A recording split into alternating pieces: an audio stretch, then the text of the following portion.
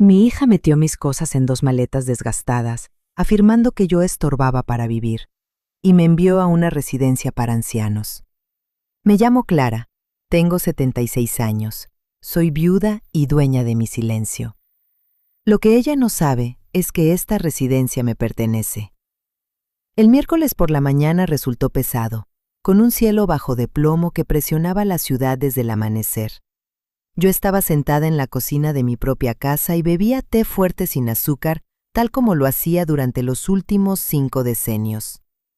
El reloj de pared marcaba las 9:15 cuando oí los pasos apresurados de Marina, mi única hija, bajando por la escalera de madera. Sus tacones golpeaban con esa rapidez satisfecha que siempre la distinguía.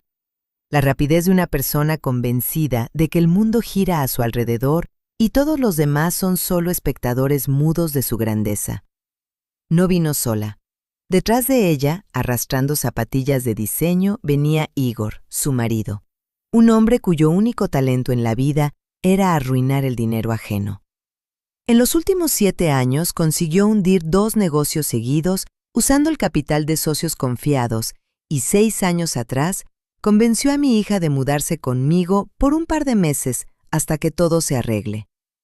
Esos meses se convirtieron en años y poco a poco mi propia casa dejó de ser mía. Primero me pidieron que les cediera el dormitorio principal. A ellos, al parecer, les hacía falta más espacio para sus cosas. Luego convirtieron mi cuarto de costura en un despacho donde Igor fingía trabajar. Yo accedía en parte por cansancio, en parte porque una madre siempre comete el mismo error. Confunde la complacencia con amor. Pero aquel miércoles Marina no vino a pedir, vino a ejecutar. Entró en la cocina arrastrando 2 viejas maletas de lona que yo no veía desde hacía muchos años. Sin saludar, sin mirarme a los ojos, las tiró al suelo con un golpe sordo que hizo tintinear las tazas en el aparador.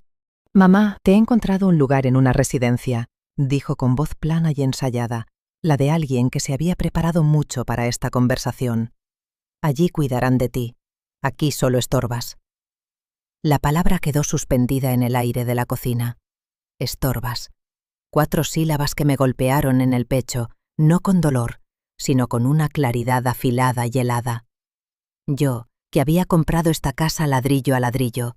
Yo, que había pagado la educación de Marina, sus caprichos, su boda suntuosa con un hombre que no tenía ni un céntimo. Yo era un estorbo. «Igor empieza un nuevo proyecto de consultoría», continuó ella, abriendo cajones y cerrándolos de nuevo solo para no mirarme. «Necesitamos toda la planta baja. Vamos a recibir clientes serios y, sinceramente, mamá, tú ya no encajas en este ambiente. Olvidas las cosas, dejas la televisión encendida. El olor de tus medicinas se queda por toda la casa. Hemos encontrado un buen sitio. La residencia en la calle Sadovaya. Allí hay personal que te vigilará. El taxi llegará en 15 minutos». Yo no dije nada. El silencio siempre fue mi mejor arma. 42 años trabajé como operadora en la central telefónica de la ciudad. 42 años ante un enorme conmutador, conectando clavijas, uniendo voces, escuchando secretos ajenos. Muy pronto comprendí. La gente habla demasiado, y la verdadera fuerza está en saber escuchar y callar. Mientras mis colegas gastaban sus sueldos en vestidos y diversiones, yo ahorraba cada copet libre. Mi difunto marido, un buen hombre pero completamente falto de visión para los negocios, estaba convencido de que mi salario apenas cubría los gastos domésticos menores. Nunca supo que cada suma sobrante la invertía. Compraba pequeños terrenos en barrios que nadie quería. Esperaba que la ciudad creciera. Vendía. Compraba objetos más grandes. Todo en completo silencio, en absoluta anonimidad. Marina no sabía nada. Para ella yo era una pobre pensionista telefonista a la que le había tocado heredar una casa decente. Creció en la comodidad que mi trabajo invisible le proporcionaba, pero siempre se avergonzaba de mis manos encallecidas y de mi ropa sencilla. Quería pertenecer a la alta sociedad y yo era una mancha en su imaginaria imagen impecable. «¿Me oyes, mamá?», levantó la voz Marina como si yo fuera sorda. Ya te he recogido las cosas, solo lo imprescindible. Allí no necesitarás mucho. Me levanté de la silla lentamente. Sentí un crujido en las rodillas, recordatorio de mis 76 años, pero mantuve la espalda recta. Me acerqué a las maletas y miré dentro. Marina había metido varias blusas, 2 pantalones, ropa interior y mis zapatos más viejos. Los buenos abrigos, mis joyas que siempre la irritaban, todo eso quedó atrás. «El taxi espera», dijo Igor desde el marco de la puerta, cruzando los brazos con esa sonrisa condescendiente de quien acaba de ganar la partida sin mover una sola pieza. «Bien», fue lo único que dije. Marina parpadeó sorprendida por mi falta de resistencia. Al parecer esperaba lágrimas, gritos, reproches o súplicas. Esperaba que me aferrara al marco de la puerta rogando piedad, pidiendo quedarme en la casa que yo misma pagué. Pero las súplicas son para los débiles, y yo dejé de ser débil el día que comprendí: en este mundo, nadie cuidará de ti mejor que tú misma. Tomé mi bolso negro de piel, el que siempre llevo conmigo. Dentro sentí el peso frío y familiar de mi lupa de plata, una pieza antigua, pesada, que uso para leer la letra pequeña de contratos y documentos. El contacto con esta lupa siempre me devuelve a mí misma, me recuerda quién soy. Soy Clara, la mujer que construyó un imperio de hormigón y papel mientras el mundo pensaba que solo conectaba cables. El taxista, un joven de mirada cansada, ayudó a cargar las 2 maletas en el maletero. Marina salió al porche, abrazándose contra el frío matutino, mientras Igor se quedó dentro. Ya descorchaba una botella, celebrando mi partida. «He pagado al conductor por adelantado», dijo mi hija a través de la ventanilla abierta y me tendió un papel doblado. «Aquí tienes la dirección, el gerente te espera. Pasaré el mes que viene, cuando arreglemos un poco los asuntos. Es por tu bien, mamá, entiéndelo». Subí el cristal sin despedirme. El taxi arrancó y la silueta de mi hija, de pie ante mi casa, empezó a empequeñecerse en el espejo retrovisor hasta desaparecer tras la curva. El trayecto duró casi 45 minutos. La ciudad desfilaba por la ventanilla, un monstruo de asfalto que yo conocía mejor que las líneas de mi propia palma. El conductor me miraba por el espejo con esa evidente lástima que los jóvenes sienten por los ancianos cuando nos creen indefensos. Odio la lástima. Es un sentimiento inútil que solo sirve para que quien lo siente se sienta superior. «¿Todo bien, señora?», preguntó el muchacho cuando nos detuvimos en un semáforo en rojo. «¿Quiere que ponga música?». «Estoy perfectamente», respondí con firmeza, sin apartar la vista de la calle. «Y prefiero el silencio, gracias». Desdoblé el papel que me dio Marina. La dirección estaba escrita con su letra redonda y pretenciosa. Calle Berezovaya, número 18. Residencia Bahía Tranquila. Dirigirse al gerente para el ingreso. Una sonrisa amarga, casi imperceptible, rozó mis labios.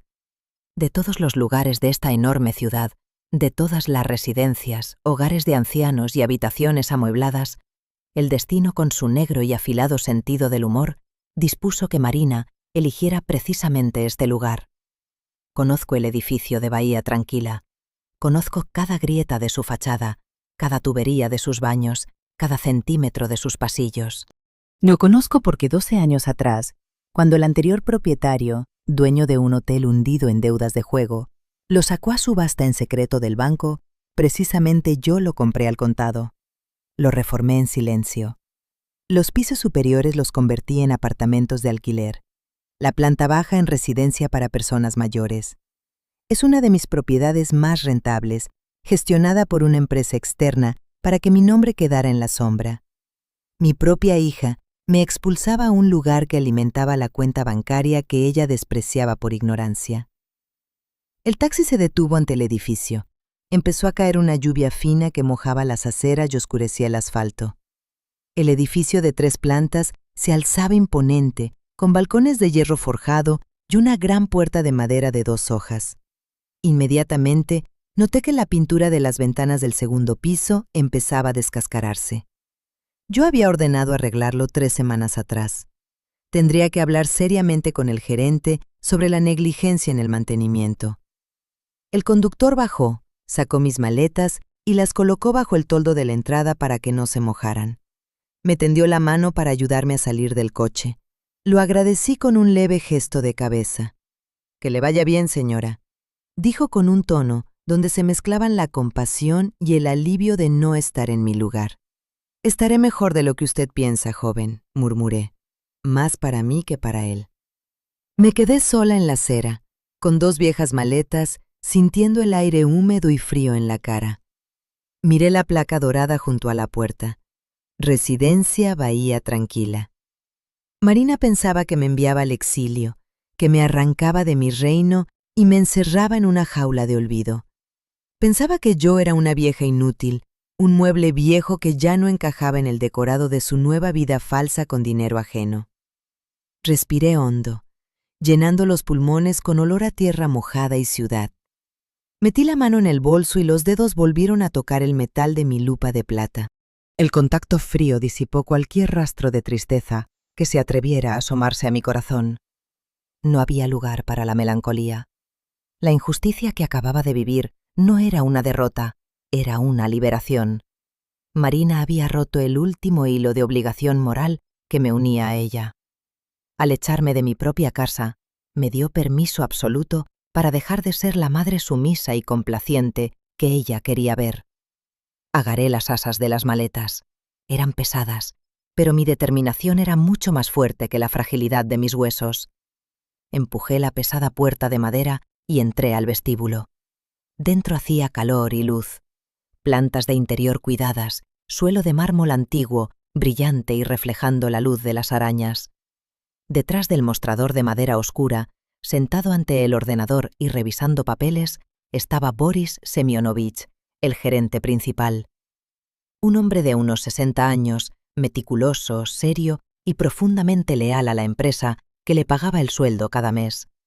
Hasta ese momento, Boris Semyonovich y yo nos habíamos visto en persona solo 3 veces en la última década, siempre en la oficina de mis abogados, y se dirigía a mí con un respeto casi reverencial. Para él yo no era una pobre viuda buscando refugio. Para él, yo era la máxima dirección, la dueña absoluta del techo bajo el que vivía él mismo y todos los habitantes de este lugar. El sonido de las ruedecitas de mis maletas sobre el mármol le hizo levantar la vista. Al principio, su expresión era la de un administrador dispuesto a recibir a un nuevo huésped. Se ajustó las gafas en la nariz, preparando una sonrisa cortés, pero a medida que me acercaba a la luz, a medida que reconocía mi rostro, su postura cambió bruscamente. La sonrisa profesional desapareció, reemplazada por una palidez repentina.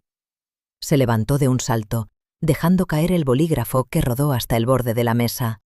Tragó saliva, claramente desconcertado, sin entender qué hacía la dueña del imperio inmobiliario en su vestíbulo con 2 maletas baratas y un abrigo mojado por la lluvia.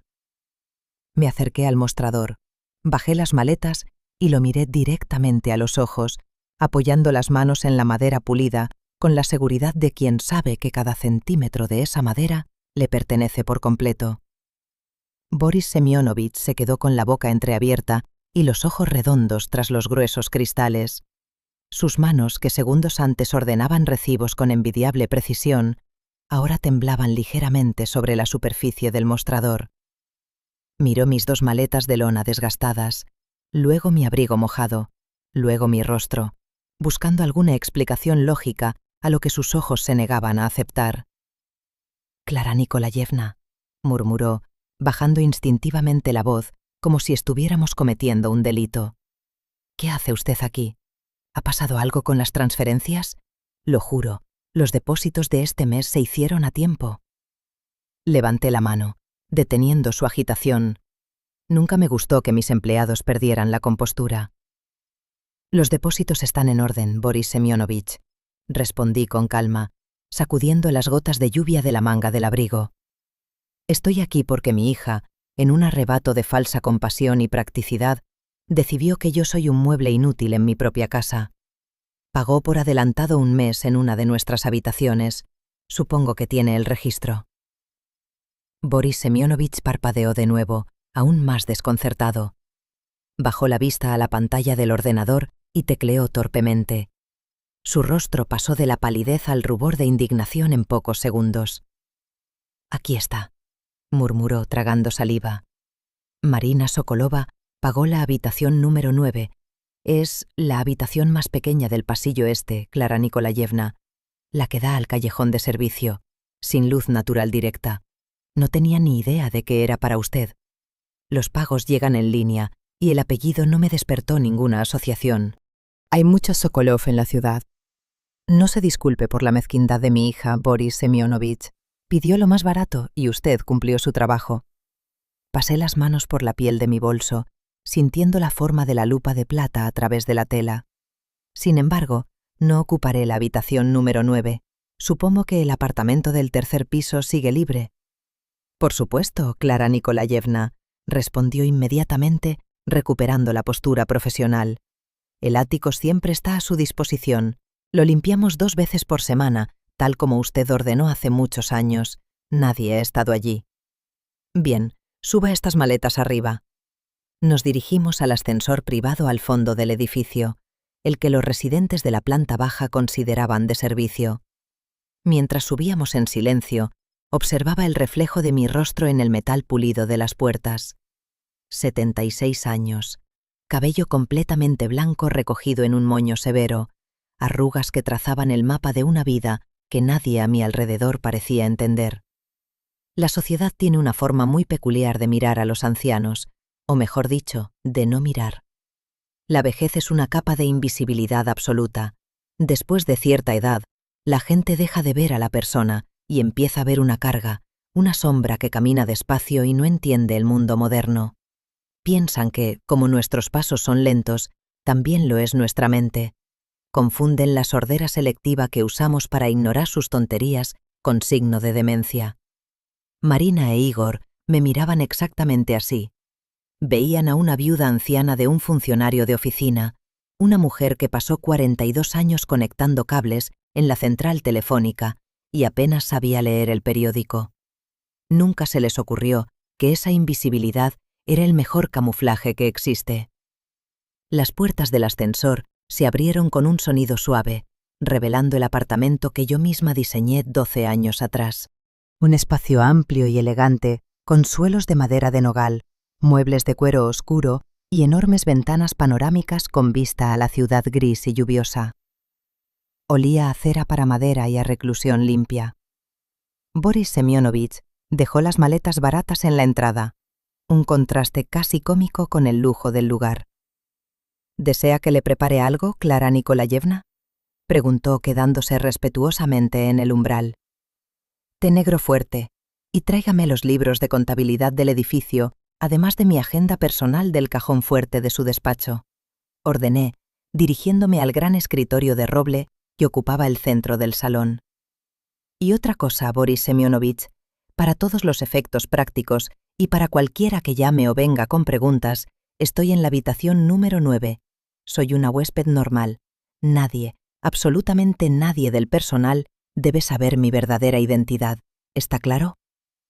Cristalino, Clara Nikolayevna. Una vez sola, me hundí en el sillón de cuero. Era firme, cómodo, hecho a mi medida. Saqué la lupa de plata del bolso y la puse sobre la mesa.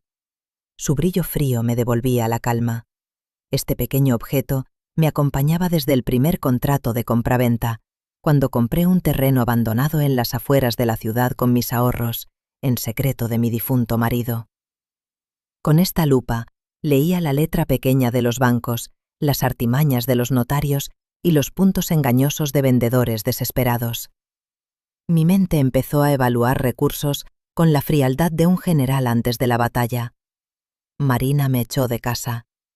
La mansión de la calle de las Magnolias, una casa de 3 plantas con enorme jardín y acabados caros que hoy en el mercado valía una fortuna. Pensaba que al echarme había obtenido control total sobre la propiedad. Lo que su ignorancia y arrogancia no le permitían saber era que los documentos estaban a mi nombre y yo nunca firmé ni un solo papel que le transfiriera ningún derecho. Igor hablaba de un nuevo proyecto de consultoría. Quería la planta baja para recibir clientes importantes. Conociendo a mi yerno, Ese proyecto no era más que otra de sus esquemas para atraer inversores ingenuos, sacarles dinero y luego declarar la empresa en quiebra. Exactamente como hizo con el importador de vino y la agencia de publicidad. Igor era un parásito con traje a medida y sonrisa de anuncio de televisión. Pero esta vez el parásito decidió morder la mano equivocada. Boris Semyonovich regresó unos minutos después con una bandeja de plata, una taza humeante de té y 2 pesados libros de contabilidad junto con una libreta de cuero negro. «Déjelo aquí», indiqué. «Siéntese un momento, tenemos trabajo». Boris Semyonovich se sentó al otro lado de la mesa sacando un bolígrafo del bolsillo. «Necesito que hoy mismo contacte con el ingeniero de mantenimiento», empecé, abriendo el primer libro. «La pintura exterior del segundo piso se está desprendiendo. No toleraré que mis propiedades parezcan barrios marginales abandonados.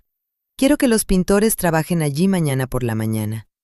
«Sí, Clara Nikolayevna, lo supervisaré personalmente». «Y respecto a la habitación número 9, manténgala cerrada con llave. Ponga allí algunas sábanas usadas, un vaso de agua en la mesita, que parezca habitada.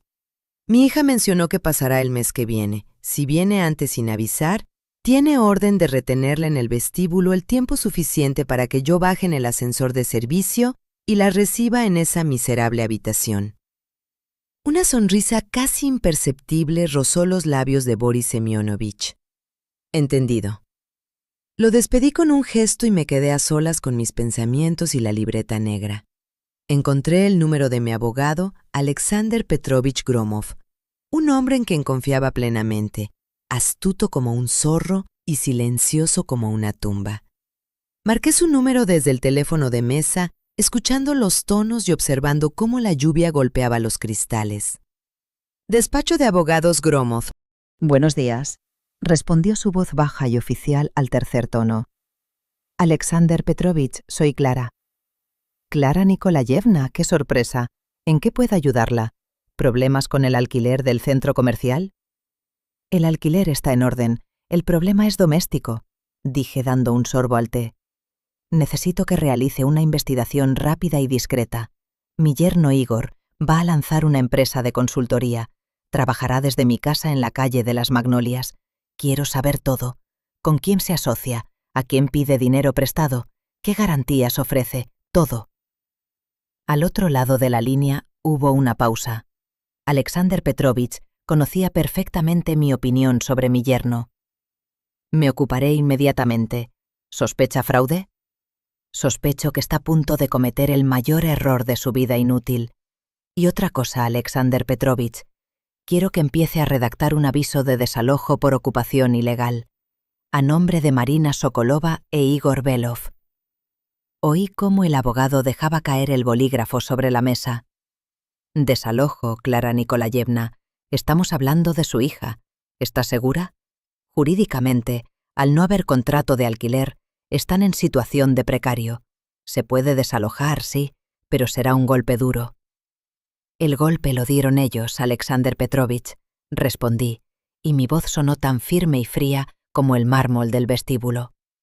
«Esta mañana metieron mis cosas en 2 maletas y me enviaron en taxi a una residencia porque yo estorbaba sus asuntos. Por una desafortunada coincidencia para ellos, me enviaron a Bahía Tranquila». De la boca del abogado escapó una risa seca de pura incredulidad. «No me diga que la enviaron a su propio edificio». «Así de grande es su ignorancia. Por eso necesito el documento de desalojo preparado y notariado. Pero no lo ejecutará todavía. Guárdelo en su caja fuerte hasta mi orden. Antes de echarlos a la calle, dejaré que Igor construya su castillo de naipes. Le dejaré invitar inversores, gastar lo que no tiene en decorar mi casa, sentirse rey del mundo. Y cuando esté en la cima de su propia mentira, cortaremos las patas de su trono». «Usted es una estratega formidable, Clara Nikolayevna. Tendré el borrador en su mesa el viernes. Y sobre los asuntos de Igor, le enviaré un informe detallado en 48 horas. Tengo contactos en los bancos que pueden darnos el perfil de sus nuevos créditos». «Gracias, Alexander Petrovich. Y recuerde, absoluta confidencialidad». Colgué el teléfono y me recosté en el sillón. El mecanismo estaba en marcha. No sentía ni tristeza, ni rabia, ni culpa. Es curioso cómo funciona el corazón de una madre. Durante años toleré las salidas de Marina, sus críticas a mi ropa, su vergüenza por mi origen modesto. Toleré a su marido fanfarrón. Pagué en secreto sus deudas para que mi hija no sufriera. Cedí mi espacio vital.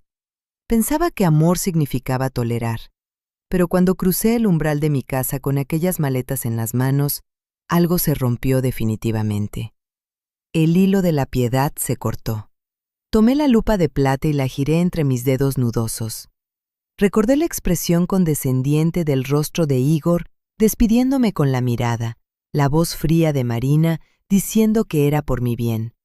Me subestimaron de la forma más absoluta. Confundieron mi silencio con sumisión y mi edad con debilidad. Pensaron que me encerraban en una jaula de olvido, esperando que el tiempo hiciera su trabajo y yo simplemente desapareciera, liberándoles el camino a mi casa. No sabían que al echarme de allí, me devolvieron al lugar donde construí mi verdadera fuerza. Aquí, entre estos muros que me pertenecen, rodeada de recursos acumulados durante decenios de trabajo paciente en la sombra, ya no era la vieja molesta que dejaba la televisión encendida. Me levanté y me acerqué a la ventana panorámica. La lluvia se había intensificado, lavando las calles de la ciudad. Desde esta altura la gente abajo parecía pequeña e insignificante. Corrían de un lado a otro para no mojarse. Marina e Igor eran iguales, corriendo a ciegas bajo una tormenta de la que ni siquiera sospechaban. El plan estaba trazado en mi mente con la precisión de un reloj suizo. Les daría suficiente cuerda para que se ahorcaran solos. Observaría desde un trono invisible cómo se enredaban en sus propias trampas de codicia. Les daría la lección más cruel. El respeto no se pide, se impone. Y el dinero que adoraban no les ayudaría cuando se enfrentaran a la verdadera dueña del juego. Marina e Igor pensaban que me habían enterrado viva, sin sospechar que me habían entregado la pala con la que cavaría su propia fosa. El informe de Alexander Petrovich llegó el jueves por la mañana, entregado personalmente por Boris Semyonovich con la reverencia de quien transporta explosivos. Habían pasado exactamente 14 días desde que mi hija me expulsó de mi propia casa. 14 días en los que no derramé ni una sola lágrima, dedicando cada hora de vigilia a tejer mi red desde el último piso de Bahía Tranquila. En los 42 años en la central telefónica aprendí una lección fundamental. Cada cable tiene un principio y un fin. Si conectas los enchufes equivocados, la comunicación se corta y el sistema falla. Pero si los conectas con precisión, puedes escuchar las verdades más oscuras de toda la ciudad. Pasé mi juventud conectando clavijas en un enorme conmutador, uniendo voces anónimas.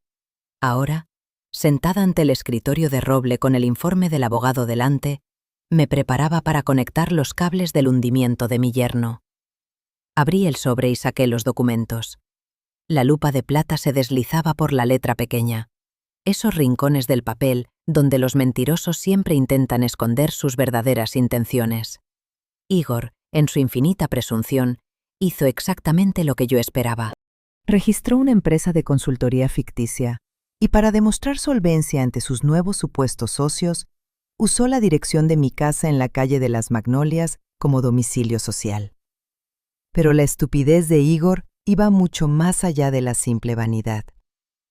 En el informe de Alexander Petrovich se decía que Belov solicitó un crédito de 3 millones de rublos en un fondo privado de inversión para reformar la planta baja y comprar objetos de lujo. Como garantía de ese crédito, Igor falsificó un contrato de arrendamiento comercial a largo plazo con una firma que pretendía ser mía, afirmando que tenía control total sobre la propiedad durante los próximos 10 años. Tomé el teléfono y marqué el número directo del abogado. Alexander Petrovich, dije en cuanto oí su voz. Acabo de leer el documento. Igor falsificó mi firma. Exactamente, Clara Nikolayevna, respondió el abogado con tono de indignación profesional. Es un delito grave, fraude y falsificación de documentos. Si me da luz verde ahora mismo, puedo ir a la fiscalía, presentar la denuncia y meter a su yerno en una celda antes de que acabe la semana. No, respondí con firmeza, dejando caer el peso de la lupa de plata sobre el contrato falsificado. La cárcel es un castigo demasiado rápido y demasiado fácil para un hombre con su ego. Si lo metemos ahora, Marina pasará el resto de su vida pensando que su marido era un genio incomprendido y yo la villana que destruyó sus sueños. Quiero que él mismo destruya su castillo. Dígame, ¿quién es ese fondo de inversión que le dio el dinero? Una pequeña firma de capital de riesgo. Dan rápido, pero con intereses enormes y condiciones duras en caso de impago. Excelente. Sonreí en la soledad de mi despacho. Quiero que hoy mismo contacte con esa firma a través de una de mis sociedades anónimas. Compre la deuda de Igor. Pague lo que pidan por el pagaré. Ofrézcales un margen de beneficio del que no puedan negarse. Quiero ser la dueña absoluta de esa deuda. A partir de mañana, Igor deberá cada copec de esos 3 millones a mí, aunque él no lo sepa. Brillante jugada, Clara Nikolayevna. Prepararé inmediatamente los contratos de cesión de derechos. Usted se convertirá en su principal acreedora. Y en cuanto tengamos la deuda, añadí bajando la voz hasta un susurro cortante, quiero que el nuevo acreedor anónimo exija a Igor una auditoría sorpresa la semana que viene, que pidan los originales de los documentos de la casa para verificar el contrato de arrendamiento. Quiero que empiece a sudar de miedo. Colgué el teléfono y me recosté en el sillón de cuero. La primera ficha de dominó se había movido. El resto de la semana transcurrió en una tensa calma. Desde mi ventana del tercer piso observaba cómo la ciudad se movía bajo la lluvia intermitente, sin saber de las batallas silenciosas que se libraban en sus entrañas. Boris Semyonovich cumplió mis instrucciones al pie de la letra. La fachada del segundo piso ya lucía una pintura impecable y los mecanismos del edificio funcionaban con la precisión que yo siempre exigía. El martes por la tarde, el interfono de mi mesa zumbó. «Clara Nikolayevna», sonó la voz agitada de Boris Semyonovich. Código rojo en el vestíbulo. Su hija acaba de entrar por la puerta principal. Se dirige al mostrador. Entendido, Boris Semyonovich, reténgala. Bajo en un minuto. Me levanté sin prisa. Me quité el chal de seda de los hombros y lo sustituí por un jersey de lana desgastado que guardé en una de las maletas originales. Despeiné un poco el cabello blanco, quitando la pulcritud del moño habitual, y tomé el bolso negro de piel. Fui al ascensor de servicio, el que bajaba directamente a la caldera y se conectaba con el pasillo trasero de la planta baja. Cuando llegué al pasillo este, el olor a humedad y desinfectante barato de pino me golpeó en la cara. Era el sector más antiguo del edificio, el único que aún no había ordenado reformar por dentro. Boris Semyonovich ya había abierto la puerta de la habitación número 9. Entré rápidamente. La habitación era sombría, iluminada solo por una bombilla amarilla colgando del techo y una pequeña ventana mate que daba a un callejón sin salida. Una cama individual con colcha de poliéster, una mesita descascarada y una silla de plástico. Me senté en el borde de la cama, que crujió bajo mi peso. Saqué la lupa de plata, la sostuve en las manos sobre las rodillas y dejé que los hombros se encorvaran hacia adelante, adoptando la postura de una anciana rota por la vida. Un par de minutos después, oí el eco de los tacones de Marina acercándose por el pasillo, acompañados de los pasos pesados de Boris Semyonovich. «Es una vergüenza que la tengan en esta parte del edificio», se quejaba mi hija, con ese tono estridente y exigente que siempre usaba para ocultar su propia inseguridad. Pagué por una habitación decente, no por un cuartucho oscuro. «Es la tarifa que usted pagó», respondió Boris Semyonovich, con una neutralidad que me llenó de orgullo por él. «Habitación número 9, por favor». La puerta se abrió por completo. Marina se detuvo en el umbral con un abrigo de diseño que seguramente compró con el dinero del crédito fraudulento de su marido. Las gafas oscuras colgaban del escote de la blusa, en la mano un bolso de plástico de la farmacia. Me miró sentada en la cama en la penumbra de la miserable habitación y por una fracción de segundo Me pareció ver un destello de culpa en sus ojos, pero Marina siempre supo apagar su propia conciencia. «Hola, mamá», dijo, dando un paso dentro y arrugando la nariz por el olor a cerrado. Dios, qué lugar tan deprimente. Bueno, a su edad probablemente ya no se fija tanto en los detalles. «Hola, Marina», respondí con voz baja, sin mirarla directamente a los ojos, interpretando mi papel a la perfección. ¿Cómo va la casa? De eso quería hablarte, suspiró ella, sacando del bolso de plástico un paquete de galletas de vainilla y dejándolo sobre la mesita descascarada como si entregara un gran tributo. Igor hace maravillas. Tuvimos que quitar tus rosas castellanos del jardín delantero. Era necesario, mamá. Ocupaban demasiado espacio y los clientes necesitan aparcar sus coches. Ahora hay una bonita losa de hormigón pulido. La mención de mis rosas me clavó una aguja helada en el pecho. Yo misma planté aquellos arbustos hace 30 años. Los cuidé, los podé, los alimenté cada primavera. Eran mi único lujo visible, mi pedacito de belleza en un mundo de hormigón. Que ese idiota las arrancara para poner una losa de cemento me llenó de una rabia pura y cristalina que apenas pude contener sin sonreír. «Mis rosas», murmuré, bajando la vista a la lupa de plata y acariciando el metal frío para mantenerme en la realidad y no perder el control. «Ay, mamá, no empieces con sentimentalismos», me cortó Marina, haciendo un gesto con la mano. «No se puede detener el progreso por unas flores viejas. El negocio de Igor despegará. Acaba de comprar sofás de cuero blanco italiano para la sala de reuniones, la que antes era tu cuarto de costura. Todo luce tan moderno, tan de clase mundial. Incluso tenemos un inversor extranjero muy interesado que acaba de ponerse en contacto». Inversor extranjero. Apenas contuve la risa. El gran inversor extranjero era una anciana de 76 años sentada frente a ella en una cama que crujía. «Me alegra que todo os vaya bien, hija», dije fingiendo total sumisión. «¿Igor no vino contigo?» «Está muy ocupado», respondió ella rápidamente mirando su reloj de pulsera. «Últimamente está nervioso. El banco y los nuevos socios piden muchos papeles, formalidades burocráticas, ya sabes cómo es. Pero es un genio en finanzas, lo resolverá todo esta semana. En fin, mamá, solo pasé a dejarte estas galletas y asegurarme de que sigues viva. Tengo cita en el salón de belleza en 20 minutos y el tráfico está horrible». Marina ni siquiera se sentó, ni me abrazó. Se limitó a darme un torpe golpecito en el hombro, un gesto frío y distante, y se volvió hacia la puerta. «Pasaré el mes que viene», prometió sin mirar atrás. «Pórtate bien». La puerta se cerró con un clic seco. Oí cómo sus tacones se alejaban por el pasillo hasta que el silencio absoluto regresó a la habitación número 9. Me levanté inmediatamente. La postura encorvada desapareció. La espalda se enderezó, la mirada se afiló. Miré el paquete de galletas baratas en la mesita. Era el símbolo perfecto de lo que valía para mi hija. El consuelo más barato disponible en la farmacia, entregado por pura obligación social. Tiré las galletas al cubo de basura de plástico en la esquina y salí de la habitación, cerrando la puerta con llave. Subí en el ascensor de servicio directamente a mi ático. El contraste entre el pasillo sombrío y la elegancia de mi refugio de madera de nogal era un recordatorio físico de mi verdadera fuerza. Al llegar al escritorio, volví a tomar el teléfono y marqué al abogado. Mi voz ya no era la de una anciana frágil a la que Marina acababa de visitar.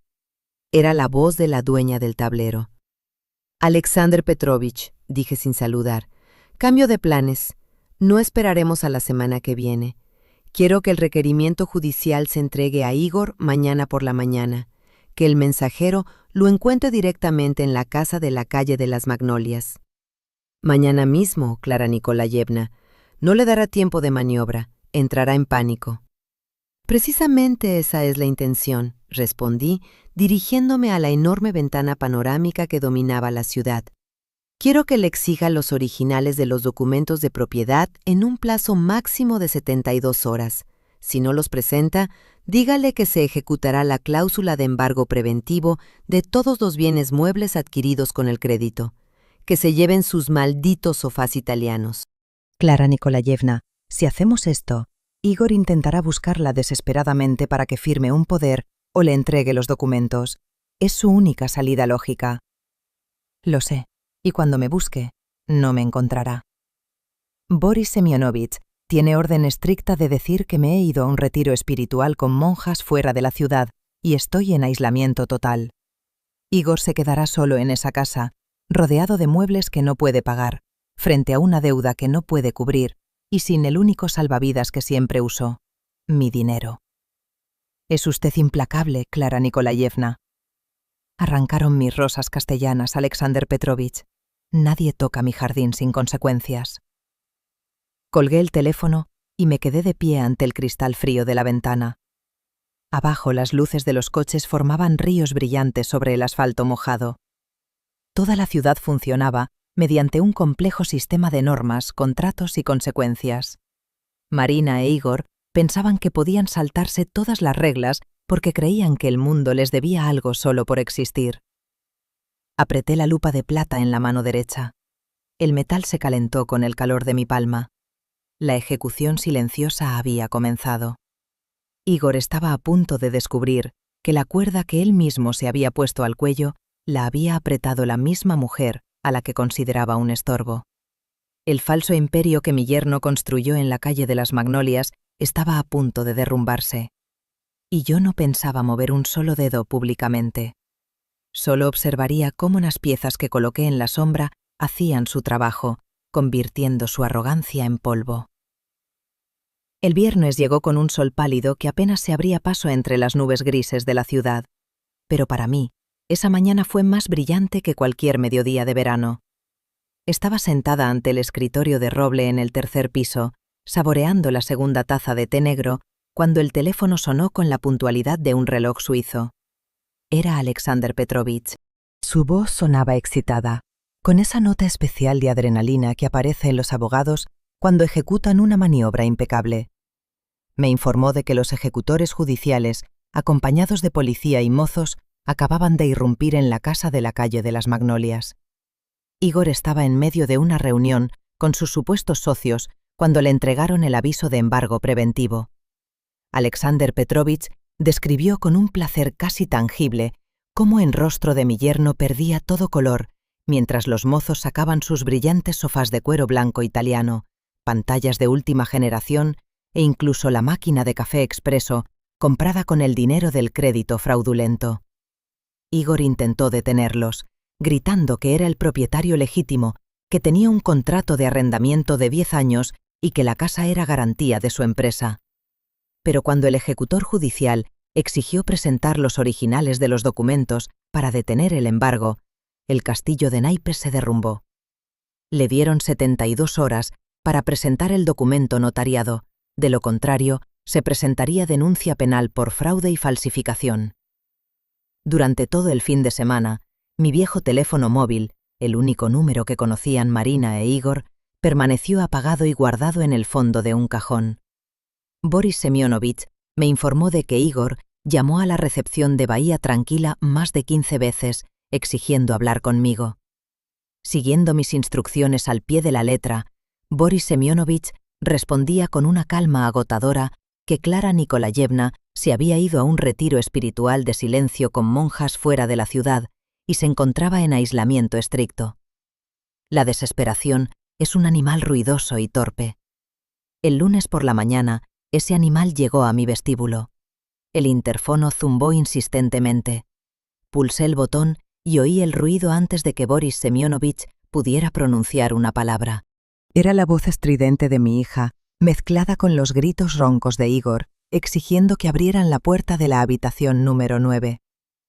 «Clara Nikolayevna», susurró Boris Semyonovich, tapando el micrófono con la mano. «Están aquí. El señor Belov amenaza con llamar a la policía si no le doy la llave de la habitación. Dice que es cuestión de vida o muerte y que usted debe firmar un poder ahora mismo». Sonreí, pasando el pulgar por el cristal frío de mi lupa de plata.